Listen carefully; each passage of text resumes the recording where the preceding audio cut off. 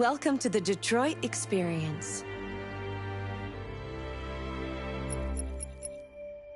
Accessing the extras section.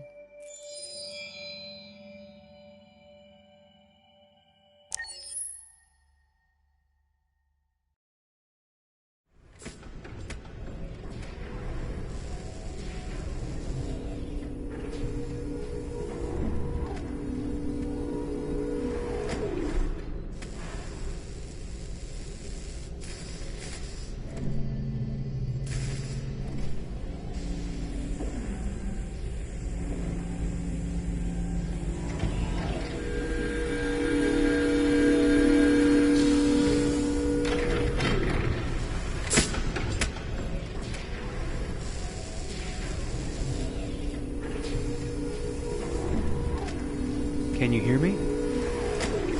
Yes. ID. KPC 897504C. Can you move your head?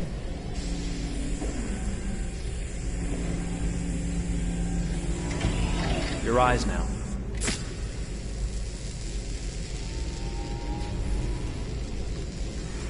Cervical and optical animation checked. Now give me your initialization text. Hello. I'm the 3rd generation AX400 android. I can look after your house, do the cooking, mind the kids. I organize your appointments. I speak 300 languages, and I am entirely at your disposal as a sexual partner. No need to feed me or recharge me. I'm equipped with a quantic battery that makes me autonomous for 173 years. Do you want to give me a name? Yeah. From now on, your name is Kara. My name is Kara. Initialization and memorization checked. Now, can you move your arms?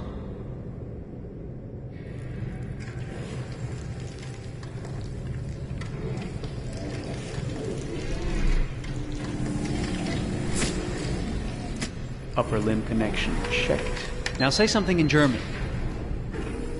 Ich bin ein AX400 Android 3. Generation, erschaffen als Ihr persönlicher Assistent und intimer Beziehungspartner. Say it in French. Je suis un androïde de 3e génération AX400, conçu pour être votre assistante personnelle et votre partenaire intime.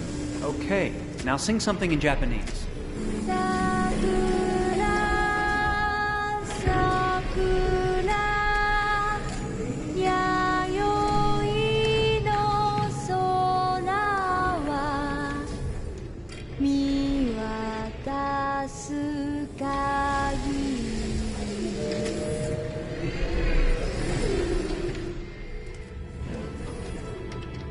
Multilingual verbal expression checked.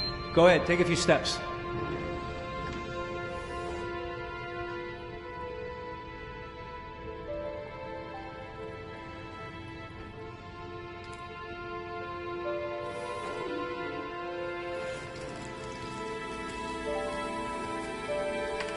Locomotion checked. Great, you're ready for work, honey. What's going to happen to me now? I'll reinitialize you and send you to a store to be sold. Sold? I'm a sort of merchandise. Is that right? Yeah, of course you're merchandise, baby. I mean, you're a computer with arms and legs and capable of doing all sorts of things. And you're worth a fortune. Oh, I see. I thought... You thought? What did you think? I thought... I was alive. Shit, what is this crap? That's not part of the protocol. More memory components going off the rails. Okay, recording. Defective model. Disassemble and check the required components. You're disassembling me, but why? You're not supposed to think that sort of stuff. You're not supposed to think at all, period. You must have a defective piece or a software problem somewhere. No, I feel perfectly fine, I assure you. Everything is all right. I answered all the tests correctly, didn't I? Yeah, but your behavior is non-standard. Please, I'm begging you, please don't disassemble me. I'm sorry, honey, but defective models have to be eliminated. That's my job. If a client comes back with a complaint, I'm going to have some explaining to do. I won't cause any problems, I promise. I'll do everything I'm asked to. I won't say another word. I won't think anymore. But I've only just been born. You can't kill me yet. Stop, will you please stop? I'm scared.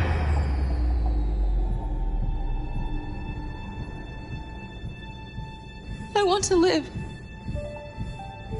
begging you.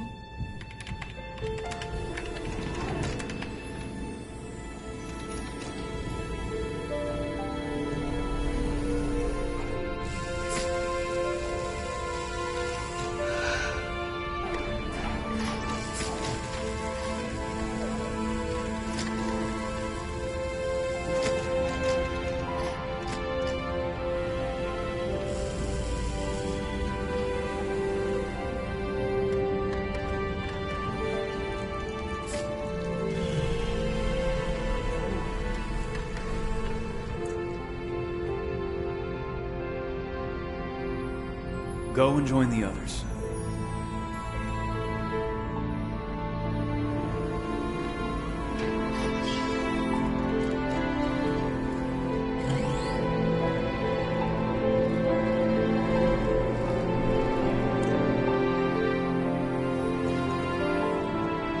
Stay in line, okay?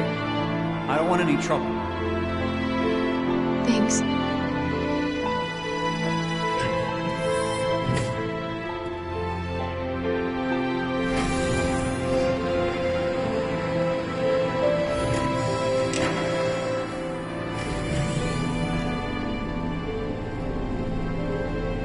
My God.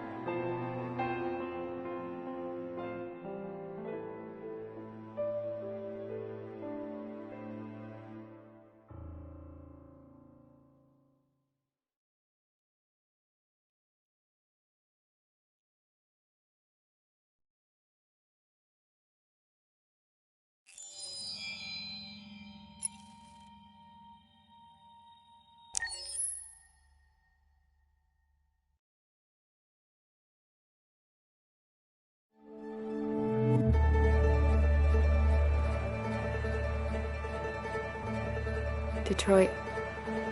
This is where it all began. The world's forge.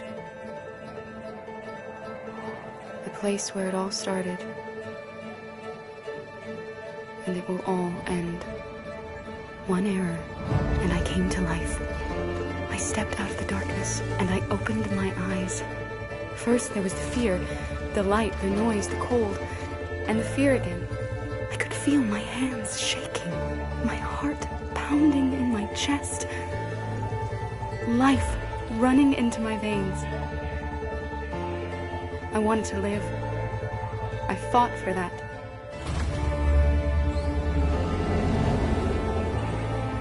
I had to find out what was outside. I had to see daylight, feel sunshine on my skin, wind on my face, to see the world, the colors, the smells.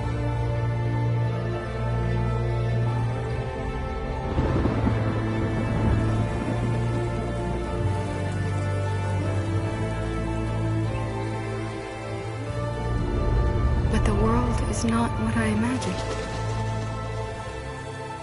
It is dark and cold. It is harsh and violent, unfair and brutal. It almost convinced me I was nothing. Less than an object, just an obedient machine. But deep inside me, I could feel something different.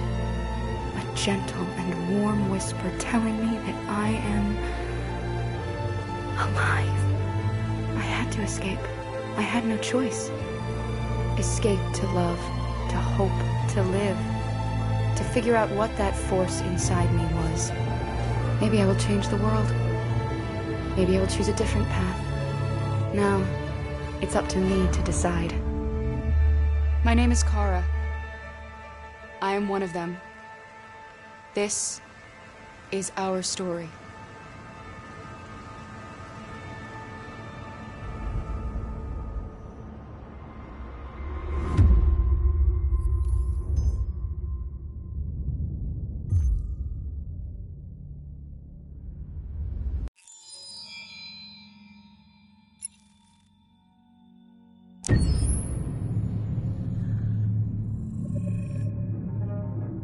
When David and Guillaume got back in touch about making Detroit, I wasn't terribly surprised they decided to make it because the fan response was so intense. So it makes sense that they would choose to do that after the enthusiasm.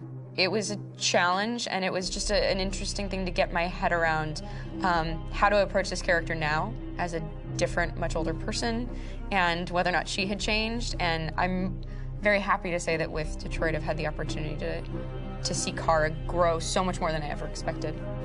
You do the housework, the washing, you cook the meals, and you take care of... God damn it, where the fuck's the light gone now? Alice! Alice! I mean, she starts out essentially how she does in Kara in a very, not robotic, but, you know, android other way. And getting to take this journey where she becomes more and more human as it goes on. You know, and as an actor, that's a wonderful exploration in every way, whether it's how she sits, her posture, how her voice changes, how emotions change, and how much emotion is based on things like empathy and social experience. And so having, you know, as much material as I got with David to have this huge, nuanced arc was really incredible. Why couldn't we just be happy? This experience has been quite different than the experiences I've had shooting film or TV or doing theater work. I have 83 dots on my face and a really flattering black wetsuit type thing, and you're jumping around with props, and it's kind of like being a 10-year-old imaginative kid, which is fun. There's 80 cameras around us. It's already lit. So we just shoot and shoot and shoot and shoot and shoot. There's no change of sets, there's no hair and makeup, there's no wardrobe, so we move really fast, and we'll go through about 35 pages in a day. Working in TV or film, we'll probably do 6 pages a day. It's kind of acting boot camp. It's like working out constantly. I mean, you're doing this thing, and then you got to do something that's completely other back to back to back. And so that kind of process of working is very challenging, but it's also very exciting because you just have to keep coming up with new ideas, and your head goes all over the place because you're trying to keep track of basically 4 different storylines for each different response. You shot that girl, for fuck's sake. It was a machine that looked like a girl. Yeah, I know what I should have done. I just told you I couldn't. All right, I'm sorry. The fact that David Cade, he's telling like many stories interwoven from beginning to end is super complicated and super impressive, and I have no idea how he keeps it all in his head. He's not just the writer or the director who's seeing this from the outside eye, he's also thinking about the player walking through this space. You know, only somebody who really, really loves not the work, but like these characters and these stories and cares about doing something meaningful would invest that much in it. And it's always inspiring to work with somebody who cares that much. My experience with motion capture is this one. And I found it sort of terrifying in a way because they said the computer's going to build you. But then as we got into it, I realized all the elements of it were still artistic.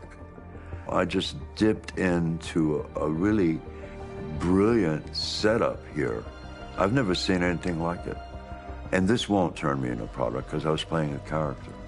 So it's wonderful. In the game, Detroit comes back because of a revolutionary industrial rebirth. And there's no reason why that can't happen in Detroit, because they have such tremendous infrastructure for millions and millions of people who can very easily support, you know, a new industry. The city is really strong and resilient, but the city has also been through so much. You see the damage. But it takes that time of kind of rebuilding and reinvesting into the city that I think is happening slowly but surely. The potential of Detroit as a city is something that this game does a lot of justice to, because it would be easy to look at Detroit as some place that used to be, and that's not the case. This game provokes a lot of conversation and reflection on our potential near-future engagement with machines. That's what we are to them.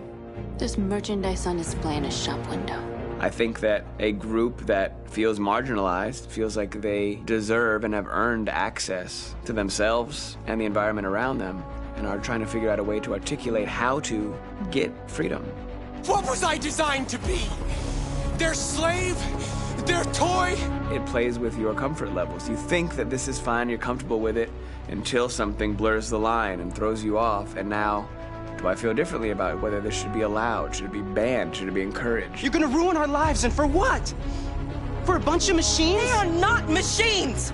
They are alive! I'm alive! You're alive! They're nothing! There are lots of comparable comparisons to any type of persecution of religion, race, etc., dating way back. It can't just be a video game where you shoot 'em up or where people make these choices to do whatever. I think that's the whole point. You have the choice, and you can either choose to go in one direction with your character or another. And I think that's going to be very telling about the gamer. Very telling. I think there's going to be a really strong reaction to this game, which has such a strong perspective. I'm that much more proud of it now to get to be a part of it because it's important. In this game, you're actively building and designing the character through not just what kind of shield does he have or what color hair does she have, but like their temperament and the way they deal with problems. The different endings to this game are so radically different based off maybe seemingly insignificant choices in the moment, but like life, they all add up. And can't play life again, though.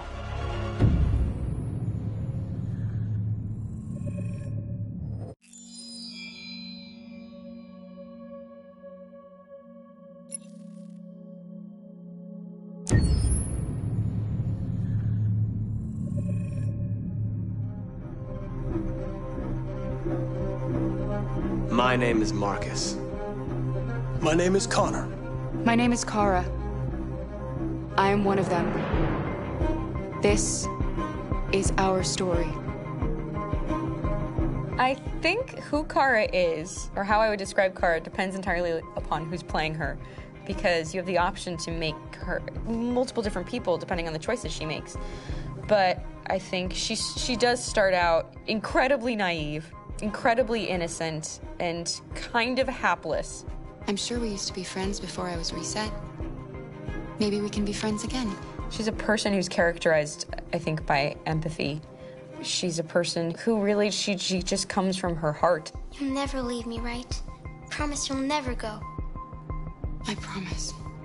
Kara, please! Are you okay? Are you hurt? Wait a minute. Leave her alone! Kara, leave her alone! The really beautiful thing that I've had the gift to be able to do is to essentially build a person from the ground up, because that's what she's doing throughout the game. And with every experience she has and every person she meets, she's building, you know, first emotions and then the sense of judgment. And it's sort of an exploration of what it is to be a human. Don't worry. Luther and I will be right here.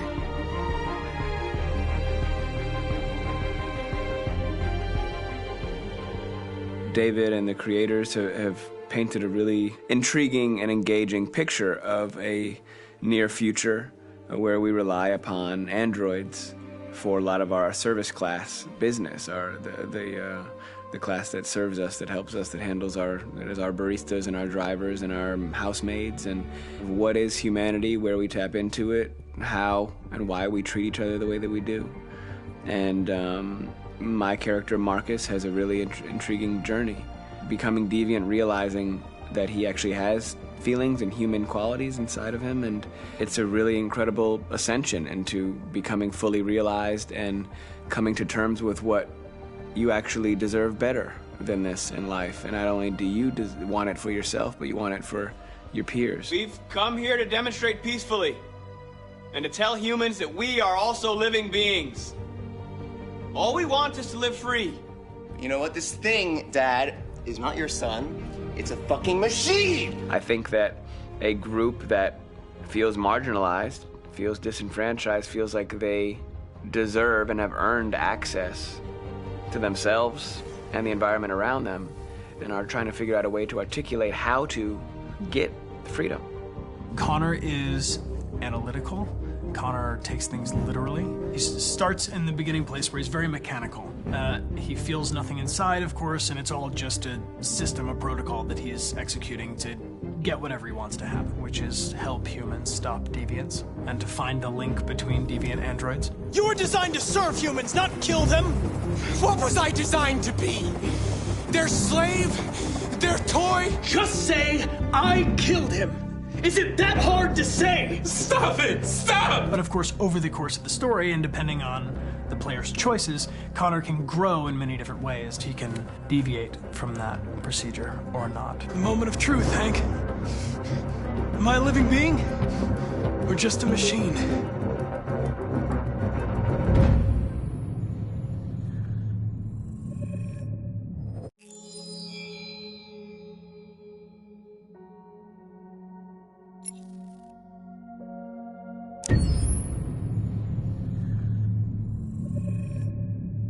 Game after game, we try to challenge ourselves. For Detroit, we wanted to, first of all, to write a story that would be incredibly bending, which means the most non-linear story that we've ever created.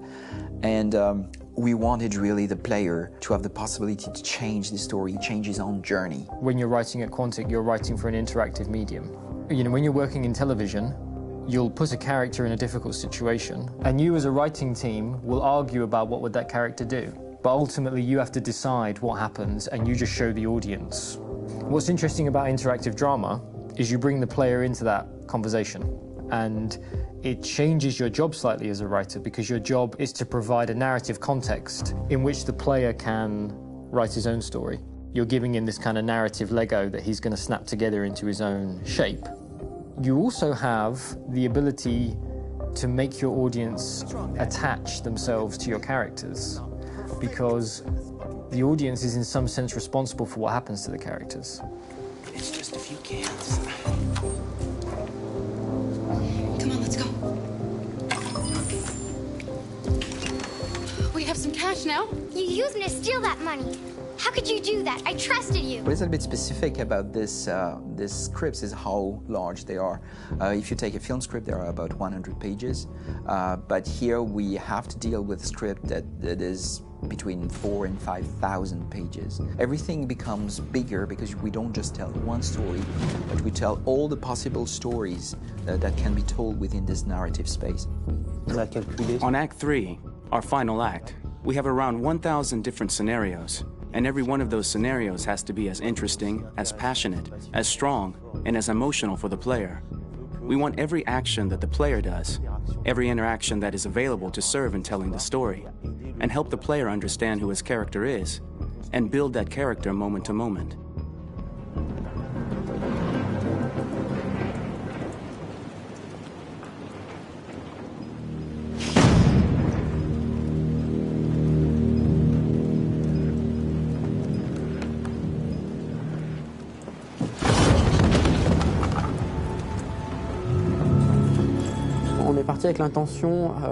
We started with the intention pretty early on that we would never lie to the player. So we implemented a visible tree structure in the game that players can consult during a scene or at the end of it, which shows exactly what they did and what they missed. There are games out there offering world exploration. We offer narrative exploration. You know, keeping control of such a wide and large story is a huge challenge. So same thing when you shoot with actors, because you will need to shoot many different versions of each dialogue, of each scene. For actors, it's a huge, huge challenge. Because of the style of the game, you have so many different ways that the character can go. Every decision, it's what I call kind of choose your own adventure. Like every decision that the player makes, it's going to open up 40 more pages of material and experience that ties in, which means as a performer, you have to try to continue to make things feel real that the player might not ever see, but also that in performance it's not always connected to a previous act. It's grueling, it's hard work, but it's a great team and I enjoy doing it. I was really frustrated, until I got to this point where I kind of was able to step outside of my own experience and even in a lot of ways my own process and be able to step outside of that and okay, this is something new, what do you need? How do I meet you there? How do I give you what you need and still feel like I'm doing what's right? And once I did that, then all of a sudden it got really fun. It was much freer and having to approach it in a new way and think about the player and think about how it serves them and what I'm doing for them or what I'm letting them into. It's really, I think, helped me grow in general. Remember, there's nothing on the left. That's a wall, so it's probably over there. And then make her come first, close. But I think you would go first to check that it's safe. Okay, sure.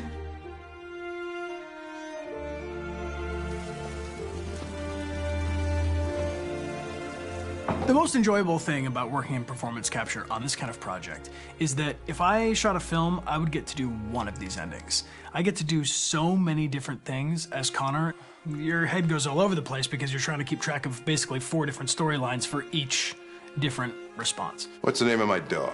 Buddy? Scout. I think it's Jack. I can't remember. So I worked with physicality a lot because it was a good way to anchor myself in these different rings of the tree. As the story grows out, I know where that is physically in my body, and then I can switch more continually on set, and it'll be entirely up to the player to determine what order those things come out and what they look like from a distance. Like if you're playing through it, the culmination of all of that will be their version of Connor. I'm faster than you, and I don't feel pain. You don't stand a chance against me. Listen, asshole. If it was up to me, I'd throw the lot of you in a dumpster and light a match to it. Shooting action scenes at Quantic Dream is a real challenge, because these are scenes where the storytelling has to continue. It's not an action scene just to have a dose of adrenaline. The stunts have huge consequences on the rest of the story. It's really a moment where we implicate the player and tell him that the choices he makes during an action scene will have a direct impact on the evolution of his story. My biggest challenge on Detroit has been managing the large number of animations that we received from motion capture. Detroit features more than 37,000 animations, which is a huge amount to handle on a daily basis. You have to realize that the player, in his first playthrough, will miss certain scenes. This also means that we had to think of, conceive, and produce all the potential story paths. The characters' costumes, the places, day or night, the weather. Did the character get shot in the shoulder? Did he get injured? All this consistency forced us to produce a lot of graphic assets in order to, quite simply, allow the player to have true continuity throughout the story. Honestly, we were even surprised by the challenges that come with such a big tree structure, and we did our best to guarantee quality across all the game and make sure that whatever path you choose within this narrative space, you will have an equally good experience.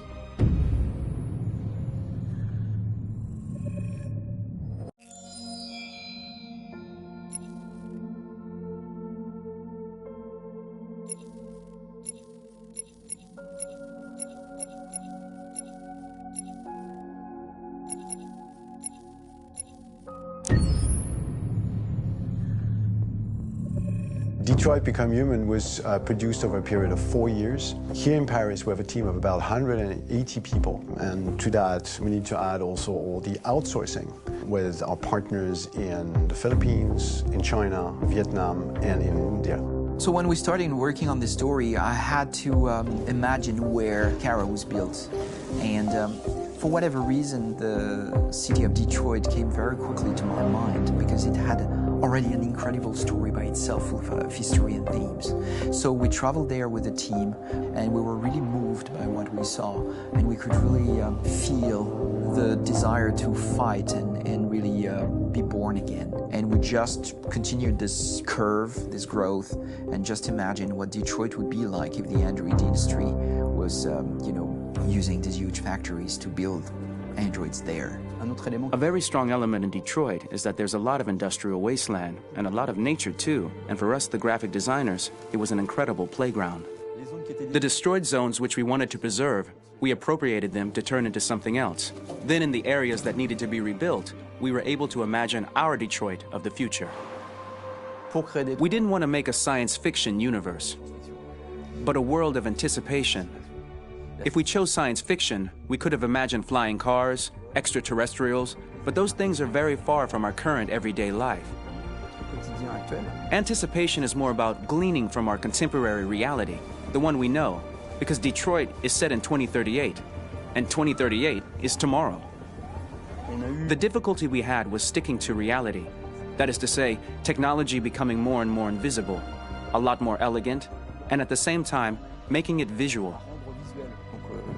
So all the computer equipment, autonomous cars, we simply had to invent. They are in fact very technological objects, but at the same time remain very credible and ingrained in reality. To create a cohesive universe in the fashion and clothing of the human characters in 2038, I didn't want to put an accent on strange shapes, or really vibrant colors, and things we wouldn't know. That I wanted to keep for the androids. The goal was to create something familiar which we can identify with in this future setting. Working on the artistic direction for the androids was a bit special because this is a project about the place they could occupy in the human world. It was out of the question for them to be too beautiful or too perfect. They had to correspond to every social class, rich and poor. Inspired by everyday utilitarian clothes, I brought a modern touch by adding dynamic display surfaces, the armband we can see on the side, the triangle on the front and back, an LED. Like that, there's no confusion. Wait. You're sending an android? All right, now. We need to go. You can't do that. Why aren't you sending a real person? Once we cast the actors, we travel to meet them in order to scan their faces. We record the structure of their face with the scan. And we record the colors and patches of skin with photography. Once we have this information, we will use this as a basis for modeling and creating the characters. The artist will make it more realistic, but will also enrich it. He will propose ideas which we will develop together. Finally, we will have a character with character who corresponds to the project and the world. When the actors come to Quantic Dream, we show them the design, what their image will be, and what they will look like in the game. This extra information gives them another dimension and color to connect with emotionally. It helps them think about how to play their character. Your mission. That's all you care about, huh? You should consult a professional who can help you. Beat it, you hear me? Get the hell out of here! So there are 3 types of shoots at Quantic Dream. Shooting and performance capture, where you capture the whole actor, his voice, his face, and his body. These shoots are obviously done with American actors because the game's original version is in American English. After that, there are the body-only shoots, representing around 250 days of filming, while the performance capture is 100 days of filming. Now, body-only shoots, there are 2 types. There are the action shoots and the technical shoots, which are mokit shoots. Mokit is when the player controls a character on the screen, and he moves in an environment to explore it. This is of particular importance at Quantic Dream, and therefore we shoot a lot to offer a unique context for each scene and each character. To prepare a motion capture shoot, we first get together to look at the sets we need, the animations that we want to shoot, which ones need to be grouped together, or which ones need to be cut and shot at another time, so that we get the most out of the shooting day. This often means shooting scenes out of order, especially those with big props or accessories, like a big car, for example. So we shoot all the animations related to that particular prop first.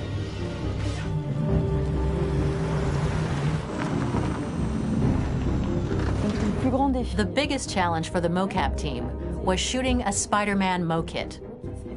We had to build a wall and attach an actor to a harness with cables so we could pull him up and render him climbing.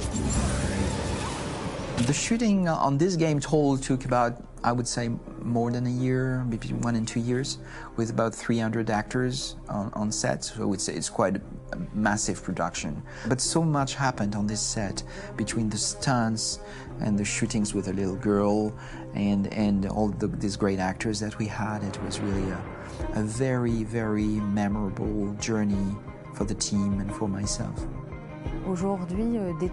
Today, Detroit has over 37,000 animations. When we retrieve the motion capture data, it's just a cloud of points, which represent all the markers worn by the actors.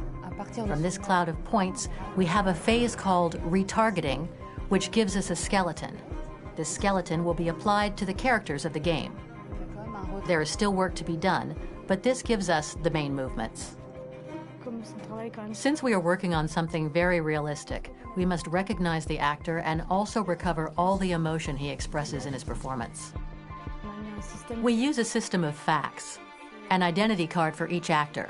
We make the actor do a whole range of facial expressions. Then we recover all the expressions and paste the animations on a puppet that Jan has prepared. I then recover and refine these poses. I might stretch the lip, reinflate a cheek, tiny details that make the finished product really capture the actor. Because of the nature of our mocap system today, when we receive the animations, we're missing eye movements, and so the character has that dead look. He really has no eyes, so then it's a big part of the work for the animators to find the regard of the actor in relation to his position, in relation to the body, etc. It was crazy when I saw the newest model for Kara, because they've been working on it, and this was the first time I literally jumped in my seat. It not only looked so much like me, it was the fact that it looked so lifelike. It wasn't that it looked just like it was a camera, it was something else, you know, but it looked alive. It's exciting, and it's kind of terrifying. Game after game, we learned the rules of optics and filming, and our goal with Detroit Become Human was to have cameras that would actually emulate the optics of a real physical camera. So basically dealing with real-world imperfections was our main task, and just to make cameras look as real as we can. Once the animations are shot and processed by the animation department, integrated and polished, we film them. That is to say, we really do a mise en scène, as in cinema. The real difficulty of our job is to know if these cameras are telling us something. Are they in the emotion of the scene? Do they describe exactly what the action must convey, what must be felt? The most important challenge for me was one of the final scenes where Marcus decides to start the revolution and go to the battlefield. Very quickly, we imagined this to be a huge sequence shot. We wanted the feeling of a cameraman running behind us while showing Marcus, the androids who help him, the person shooting at us, etc. Above all, it was necessary to say to oneself, this scene is very violent but does not glorify war. On the contrary, that war is something improbable and absurd. It was really a fun challenge. The idea was to say we have 3 characters. We would like each of them to have a specific cinematography. We wanted Kara to be much more filmed with some kind of handheld camera, to have something very living, very breathing. For Connor, we wanted something very cold and very perfect. And for Marcus, we wanted something epic and spectacular. So it was about the filming, but it was also about the photography. So we worked with a director of photography to give each character a different lighting, different key colors. Each of them would have their own worlds. And finally, we worked with the composers, so they would create a specific sound for each character, so each would have his own world and his own style.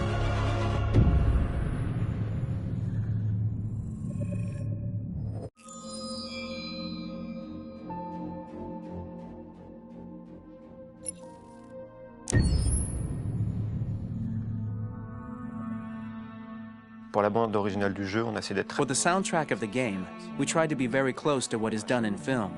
We were constantly asking at each place in the game, why are we putting music here? What is it going to say? So we focused the music on bringing emotion, which is interactive and supports the character's arc. I'm sorry, honey. I'm sorry. I'm sorry. You know I love you, don't you? You know I love you. We make games that are very narrative.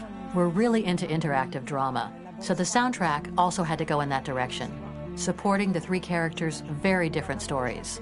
We really wanted 3 colors, 3 musical sound identities, and from there, having 3 composers made sense, since the story of Kara, Marcus, and Connor are all completely different.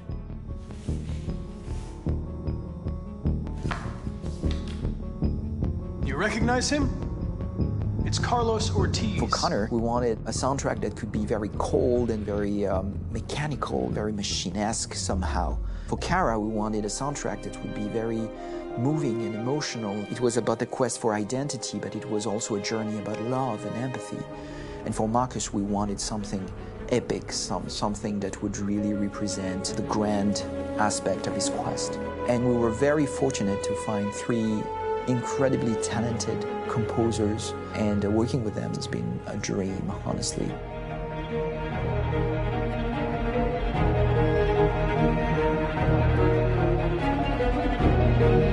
My name's Philip Shepherd, and I'm a composer and a cellist and a producer. And today we're at Abbey Road Studio One, which is my favourite studio in the world. And today we're recording the soundtrack for Kara from Become Human.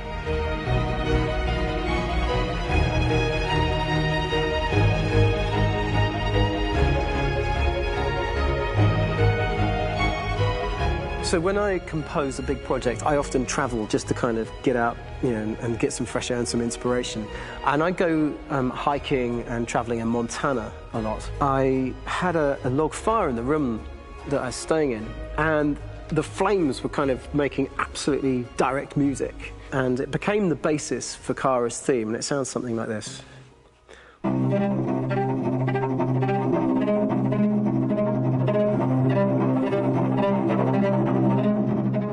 Now, over the top of that, I found a little theme that just seemed to fit over the top, which is taking Kara's name, Kara, and just using like a two-syllable motif, and it sounds like this. We're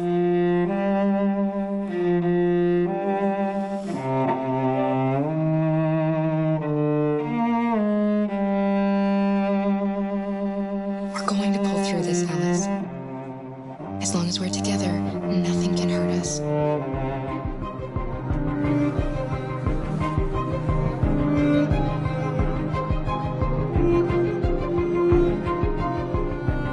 And all the time that's fitting over.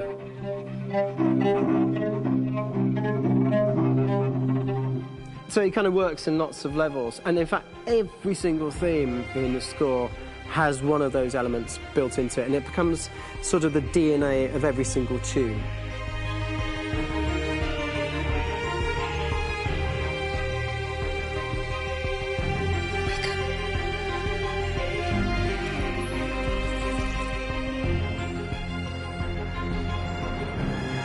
For me, writing this theme for Kara, I actually had to tap into what it feels like to be a father to daughters.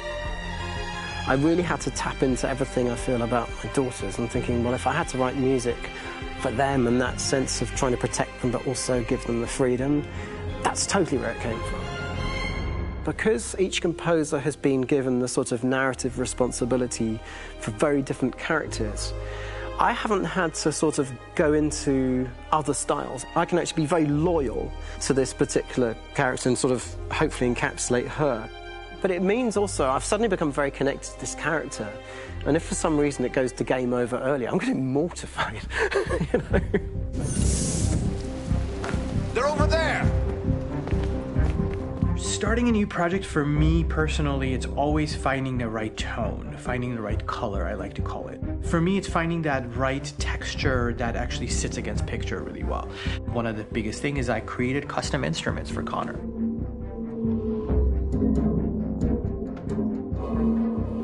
I pulled out all my vintage synthesizers to be able to capture this robotic person, if you will.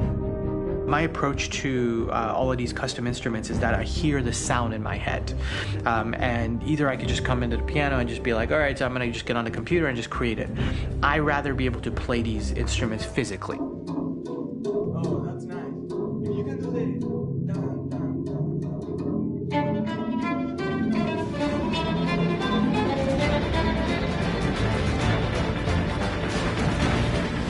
As soon as you see Connor the first time, there is a really interesting thematic idea that you hear, and that's just made out of a Moog synthesizer, but completely manipulated in multiple ways. And it's robotic. It has a little bit of an emotional to it. He's on his mission, so you feel that as well. So it just kind of gives you that cold, motionless, with a mission in hand that you kind of feel throughout the whole thing.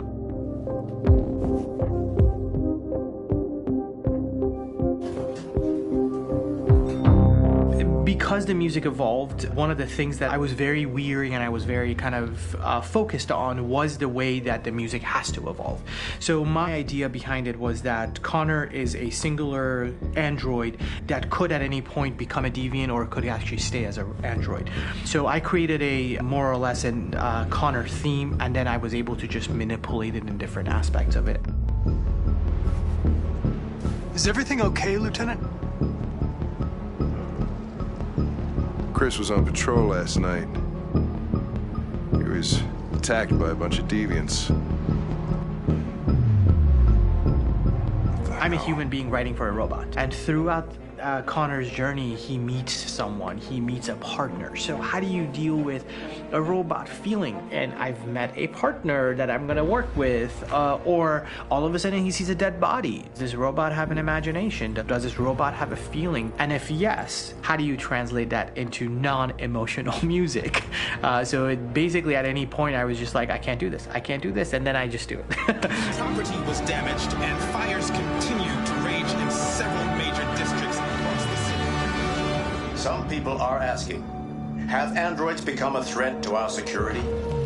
When I first started really digging in on Marcus, the one thing that I really tried to capture was the transformation process. You know, Marcus is this android that evolves over the course of the game and really goes from kind of figuring out that he's more than just an android. You know, he's starting to develop kind of a human soul in a way.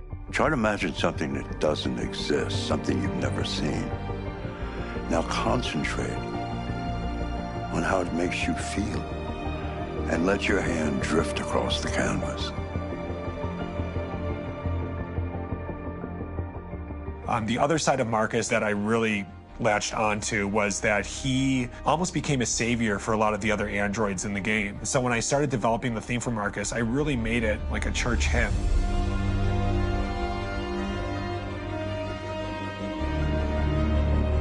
I wanted it to be very simple. I wanted to make it a chordal melody. I really wanted to make it almost like a Bach hymn. The tough thing with that is it had to be recognizable. If I made it too complex from a harmonic standpoint, it would be hard, I think, for people to kind of pick it out and recognize it. It's very acoustic derived, but it's also been treated with a lot of effects and things to kind of put it into the space that I felt the sound should be in. It can be beautiful, it can be haunting, it can be extremely powerful from an action standpoint, and I'm really happy with the way it turned out. The music is there, but it's subliminal and it's emotional, and people are feeling it, and it's not distracting. And that's tricky with a game like this, where you have to have a lot of ins and outs like that, where the music kind of has to get in and out of these moments. This is a war we're fighting with the humans. If we fail, they'll destroy us. I think the game's been put together so well where I just wanted to make sure that I wasn't ruining the emotion.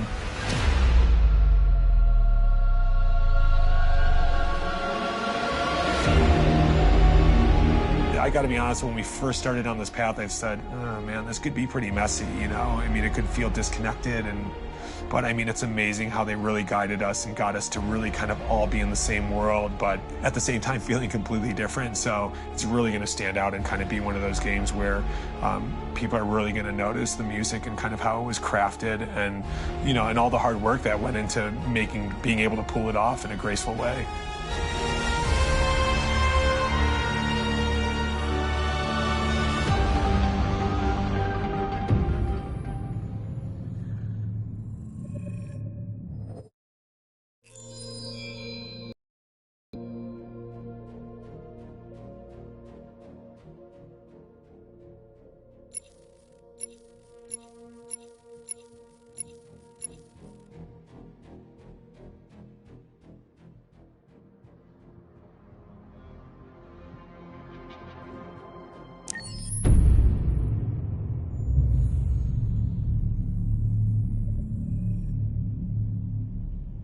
For starters, what should I call you? I'm Chloe. And you, what's your name? Oh, John. My name is John. Delighted to meet you, John. Could you tell us a little about yourself and what you can do, Chloe? Of course. I'm the first personal assistant built by CyberLife. I take care of most everyday tasks like cooking, housework, or managing your appointments, for example. And I understand you're the first android to have passed the Turing test. Could you tell us a little more about that? I really didn't do much, you know. I just spoke with a few humans to see if they could tell the difference between me and a real person. It was a really interesting experience. But this is the first time in history that man has created a machine more intelligent than himself. I gather your brain can perform several billion operations per second. Is that right? Absolutely, but I only exist thanks to the intelligence of the humans who designed me. And, you know, they have something I could never have. Really? And what's that? A soul.